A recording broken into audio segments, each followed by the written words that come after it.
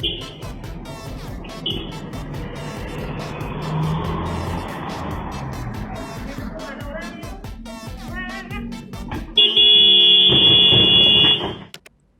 Jalan Kelapa Gading Timur, Jakarta Utara dibuat kaget dengan peristiwa mobil taksi bergerak mundur tanpa ada seorang pengemudi di dalamnya.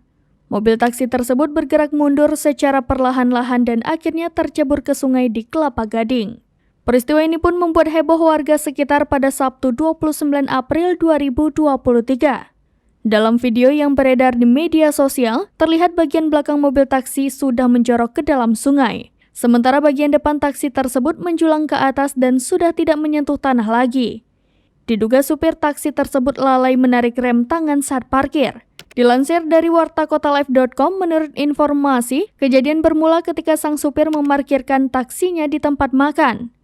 Namun tak disangka mobil taksi itu dengan sendirinya berjalan mundur dan tercebur ke sungai. Beruntung tak ada korban jiwa maupun luka-luka dalam peristiwa ini.